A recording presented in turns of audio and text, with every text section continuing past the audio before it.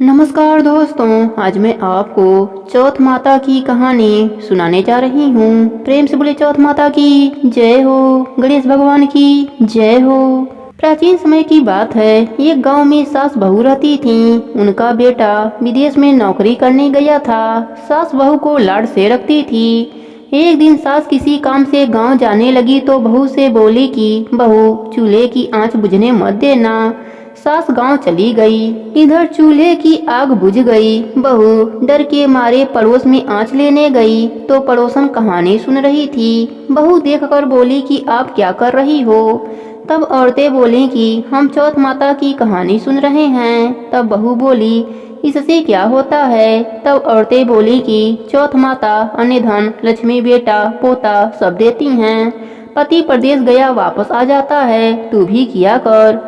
बहू बोली, मैं कैसे करूं, मेरी सास 3 टाइम रोटी देती हैं। औरतें बोली कि एक टाइम का रोटी गाय के बछड़े को दे दिया कर, दूसरे टाइम की उठानी में गाड़ दिया कर, तीसरे टाइम की अपने लिए रख लिया कर और चूरमा बनाकर चांद देखकर चौथ माता को भोग लगाकर चांद को अर्घ देकर खा लिया कर। बहू बोली, ठीक है। ऐसा कहकर बहू चली गई। अगले माह में चौथ का व्रत आया तो उसने वैसा ही व्रत किया। चौथ माता ने सोचा, अगर सतयुग में परिणाम नहीं देंगे तो कलयुग में मुझे कौन मानेगा। चौथ माता सपने में पति से बोली कि घर जा, तुझे सब याद करते हैं। वह एक सेठ के यहाँ मुनीम का काम करता था तो वह बोला कि लेने वाले लेने आएंगे, देने वाले देने, तो मैं कैसे जाऊं। चौथ माता ने कहा, कल घी का दीपक जलाकर बैठ जाना, देने वाले दे जाएंगे और लेने वाले ले जाएंगे। पति ने ठीक वैसा ही किया और सेठ से हिसाब करके घर आने लगा। रास्ते में एक सांप मिला। बोला, मैं तुम्हें खाऊंगा। उसने कहा, मैं अपने घर वालों से मिल लूं, फिर तुम मुझे खा लेना। वह घर आ गया। पत्नी ने दरवाजा खोला पर वह किसी से कुछ नहीं बोला। वह जाकर सो गया। उस दिन चौथ का दिन था। पत्नी ने व्रत किया था, जौ देख रही थी। वहीं पटरे पर चौथ, आंखें, चूरमा, दीपक सब रखा था। वह सब घर पर आ गया और उस लड़के के कमरे में चला गया। चौथ माता ने सोचा, यह सांप इसको खा जाएगा, कुछ करना चाहिए। तब दीपक ढाल बन गया, आंखों का तलवार बन गया और सांप को काटकर ढाल से ढक दिया। पति यह सब देख रहा था। सांप के मर जाने के बाद पत्नी से बोला। तब पत्नी बोली, आप तो मुझसे बोले ही नहीं। तब पति बोला, क्या बोलता, यह देख, मेरा काल मेरे साथ आया था, वह मर गया। फिर दोनों ने आपस में खूब बातें की। सुबह उठा तो माँ से बोला कि माँ, मेरे जाने के बाद कुछ धर्म कर्म करती थी। माँ बोली, नहीं बेटा, तू था तो मंदिर चली जाती थी, पर तेरे जाने के बाद तो कुछ भी नहीं किया। फिर उसने कहा, बहू से पूछो। माँ बोली, यह क्या करेगी, इसको तो मैं 3 समय खाना देती थी। बहू ने कहा, मैं करती थी। सास बोली, क्या करती थी। बहू बोली, मैं चौथ का व्रत करती थी। सास ने कहा, क्या सबूत है। वह बोली कि बछड़े से पूछ लो। बछड़ा ने मुंह खोला तो मुंह में से हीरे मोती झरने लगे। फिर बहू बोली, उठानी में देख लो। उठानी को खोद कर देखा गया तो रोटी की जगह सोने चांदी के ढेर मिले। तीसरे बनिए से पूछ लो। बनिए की बात भी सही निकली।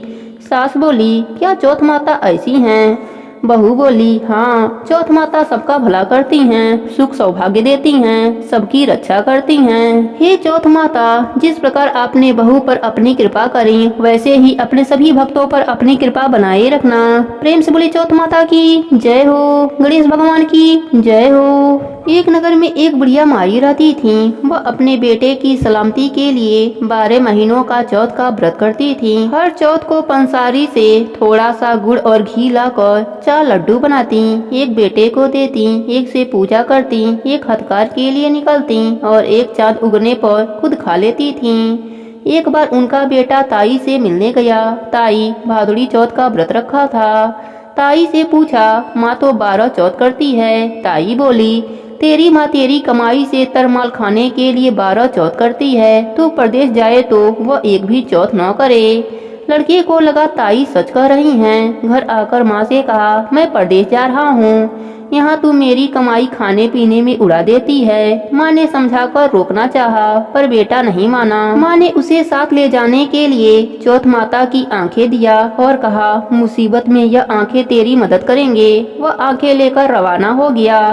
घूमते हुए एक नगर में पहुंचा। उसने देखा एक बूढ़ी माई रो रही हैं और पुआ बना रही हैं। उसने कारण पूछा तो बूढ़ी माई ने कहा, बेटा, इस नगर की पहाड़ी पर एक दैत्य रहता है। पहले वह नगर में आकर कई लोगों को खाने के लिए मार देता था, इसलिए यहाँ का राजा उसे खाने के लिए हर घर का एक आदमी उसके पास भेजता है। और आज मेरे बेटे की बारी है, इसलिए रो रही हूँ और उसी के लिए पुआ बना रही हूँ। वह बोला, तू पुए मुझे खिला दे, तेरे बेटे की जगह मैं चला जाता हूँ। बुढ़िया माई ने खीर पुए उसे खिला दिए। खा पी कर वह सो गया। रात को राजा के सैनिक आए तो बुढ़िया माई ने उसे भेज दिया।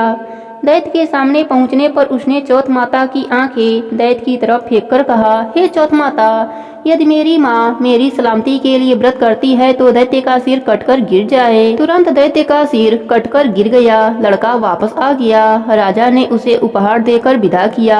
चलते हुए एक दूसरे राजा के नगर में पहुंचा। इस राज्य में आमा तभी पकता था जब एक इंसान की बलि दी जाती थी। सिपाहियों ने उसे पकड़कर आमे में चुन दिया।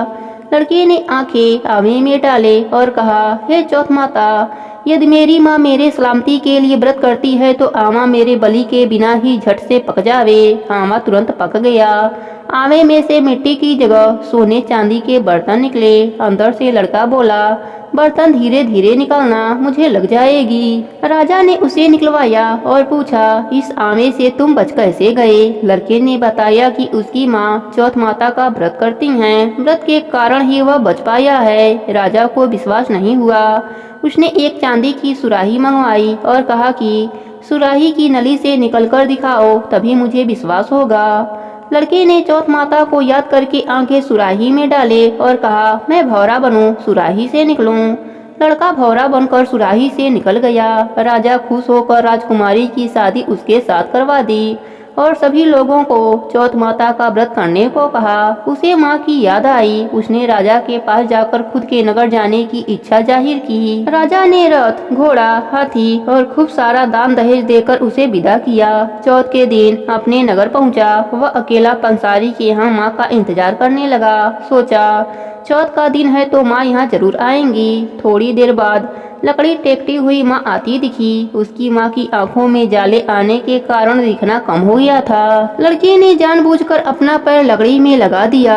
कहने लगा, बलरे पूत काटी, मेरे पैर में लगा दी। माँ ने उसे नहीं पहचाना। कहने लगी, भैया, मुझे चाहे कितनी भी गाली निकालो पर मेरे बेटे को कुछ मत कहना। बेटा माँ के चरणों में गिर पड़ा। कहा, माँ, मैं तेरा ही बेटा हूँ, मुझे माफ कर दो। माँ ने उसे गले से लगा लिया। नगर के लोगों ने विश्वास नहीं किया कि वह उसी का बेटा है। बुढ़िया माई ने चौथ माता को याद करके कहा, हे चौथ माता, यदि मैं अपने बेटे के लिए व्रत करती हूँ तो मेरे स्तन में दूध भर जाए और उसकी धार मेरे बेटे के मुंह में गिरे। माँ के स्तन से दूध की धार निकलकर बेटे के मुंह में गिरने लगी। लोग चौथ माता की जयकारा लगाने लगे। उस नगर के सभी लोग चौथ माता का व्रत करने लगे। हे चौथ माता, जैसे आपने बुढ़िया माई और उसके बेटे की सहायता करी, वैसे ही हमारी भी करना। अपने सभी भक्तों पर अपना कृपा बनाए रखना। प्रेम से बोली चौथ माता की जय हो। गणेश भगवान की जय हो।